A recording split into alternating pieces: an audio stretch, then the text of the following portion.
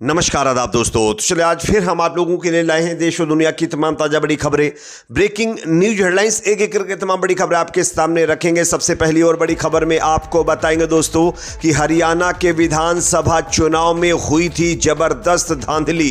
Fact finding committee की report ने पूरे देश को चौंका दिया है दोस्तों। यहां पर जिन अफसरों ने हरियाणा के अंदर चुनाव में झोल करवाया है उसको लेकर के बड़ा खुलासा हो गया है। आगे इसकी पूरी जानकारी आपको देंगे। साथ ही साथ अगली बड़ी खबर में आपको बताएंगे दोस्तों कि महाराष्ट्र के अंदर अब एकनाथ शिंदे के बाद अजीत पवार की पार्टी में फूट की खबर सामने आ रही है। छगन भुजबल ने अब बताया जा रहा है कि अजीत पवार को झटका देने की तैयारी कर दी है। किस तरीके से इसकी भी जानकारी देंगे। साथ ही साथ अगली बड़ी खबर में आपको बताएंगे दोस्तों कि मस्जिदों और मंदिरों को लेकर के जिस तरीके से देश में लगातार विवाद खड़ा करने की कोशिश की जा रही है, इस पर मोहन भागवत के बाद बाबा रामदेव का बड़ा बयान सामने आया है। क्या कहा है बाबा रामदेव ने, इनके बयान को भी सुनाएंगे। साथ ही साथ दोस्तों अमित शाह के ऊपर विवादित टिप्पणी करने के मामले में आरएलडी के प्रवक्ता को बताया जा रहा है कि आरएलडी पार्टी ने जो है उनके तमाम पदों से हटा दिया है।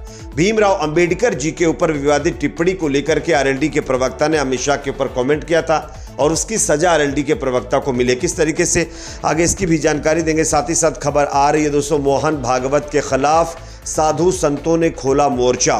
खबर ये सामने आ रही है कि स्वामी चक्रपाणी ने अब मोहन भागवत के जो हर मस्जिद के नीचे मंदिर ढूंढने वाले बयान पर विवादित टिप्पणी की है। क्या कहा है स्वामी चक्रपाणी ने, इनके बयान को भी सुनाएंगे। साथ ही साथ दोस्तों पेगासस को लेकर एक बड़ी खबर सामने आ रही है।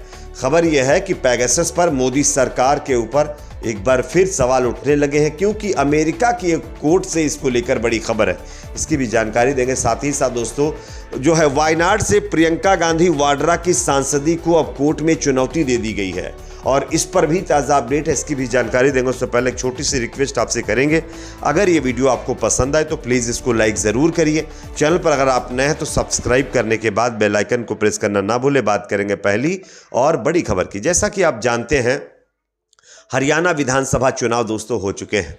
भारतीय जनता पार्टी की बड़े आश्चर्यचकित करने के साथ सरकार बनी है, लेकिन इस सरकार बनने को लेकर के लगातार तमाम चुनावी विशेषज्ञों का मानना था कि कहीं ना कहीं किसी भी एंगल से इसमें झोल किया गया है। और अब दोस्तों इसी हरियाणा चुनाव की धांधली की जांच करने वाली फैक्ट फाइंडिंग कमेटी की रिपोर्ट ने चौंकाने वाला खुलासा किया है। आप देख सकते हैं हरियाणा कांग्रेस ने एक बार फिर से विधानसभा चुनाव में धांधली का आरोप लगाते हुए सत्तारूढ़ भाजपा व चुनाव आयोग को घेरते हुए कहा है कि मशीन के माध्यम से 30 से ज़्यादा विधानसभा हलकों में चुनाव परिणाम प्रभावित किए गए हैं। पार्टी द्वारा गठित फैक्ट फाइंडिंग कमेटी के अध्यक्ष एवं पूर्व मंत्री करण सिंह दलाल ने दावा किया है कि इस मामले में कुछ अफसर भी शामिल थे, जिनके नाम अगली रिपोर्ट में बताए जाएंगे।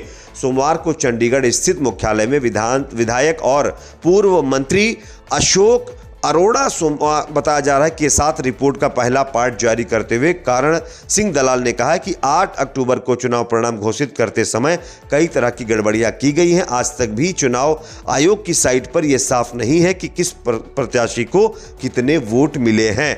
और बताया यह भी जा रहा है कि कई ऐसी सीटें हैं जहां पर खुलेआम धांधली की गई है और किन अधिकारियों ने, किन अफसरों ने धांधली करवाई है, इसके भी नाम का खुलासा अगले पार्ट में कांग्रेस पार्टी करने जा रही है।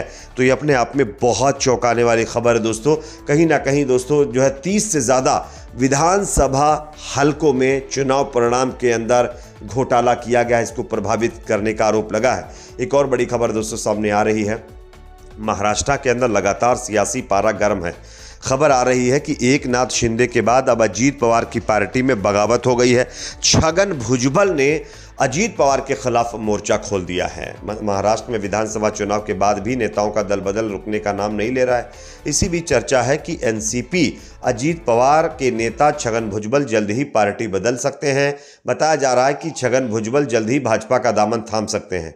महाराष्ट्र में छगन भुजबल के अजीत पवार वाली एनसीपी के नेता भुजबल नई सरकार में मंत्री न बनाए जाने से नाराज हैं और बताया जा रहा है कि वह जल्द ही बगावत कर सकते हैं।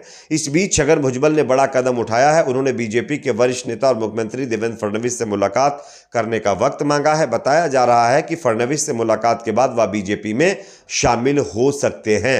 तो कहीं ना कहीं वही अजीत पवार जिन्होंने शरद पवार से एक तरीके से धोखा देकर के पार्टी को तोड़कर बीजेपी में आ गए और अब उन्हीं की पार्टी के नेता उनसे बगावत करके बीजेपी में जाने के लिए तैयार हैं।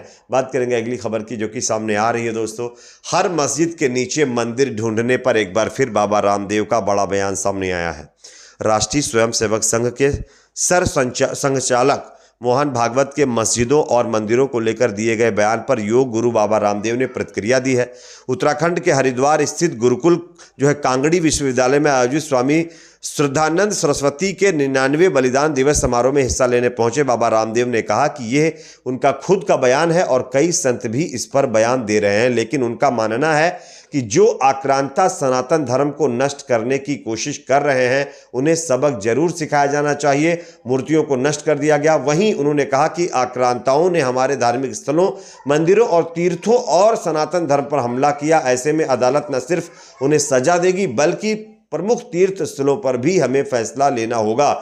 उन्होंने यहां तक कहा कि पापियों को अपने पापों का फल भुगतना होगा। रामदेव ने कहा कि यह सच है कि आक्रमणकारियों ने हमारे मंदिर, हमारे धार्मिक स्थल और हमारे गौरव के प्रतीकों को नष्ट कर दिया, हमारे सनातन धर्मस्थलों और देवी देवताओं की मूर्तियों को नष्ट कर दिया और हम न्यायपालिका से उम्मीद करते हैं कि आने वाले दिनों में हमको इसका कहीं ना कहीं बेनिफिट मिलेगा और हमें जो है एक तरीके से जजमेंट दिया जाएगा और हमारी जीत होगी।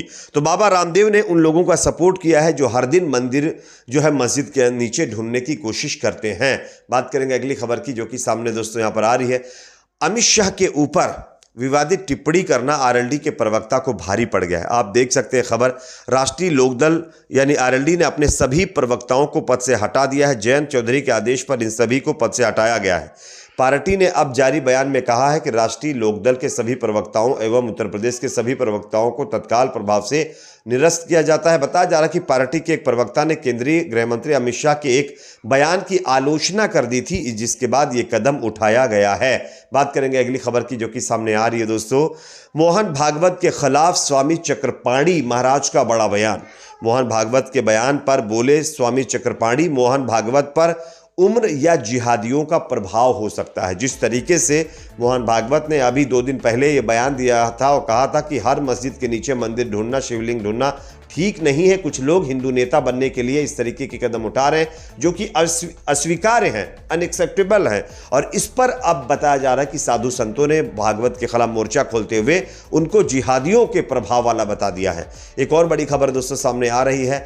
अमेरिका के अंदर पेगासस का मुद्दा उठने के बाद मोदी सरकार के ऊपर कांग्रेस पार्टी समेत कई पार्टियों ने मोर्चा खोल दिया है। बताया जा रहा है कि एक बार फिर पेगासस मुद्दा चर्चा में है। इजराइल की एनएसओ कंपनी का स्पाईवेयर जिसका मकसद है जासूसी, शुक्रवार को अमेरिकी अदालत में एनएसओ को कटघरे में खड़ा करने के बाद भारत में विवाद की लहर उठ गई है।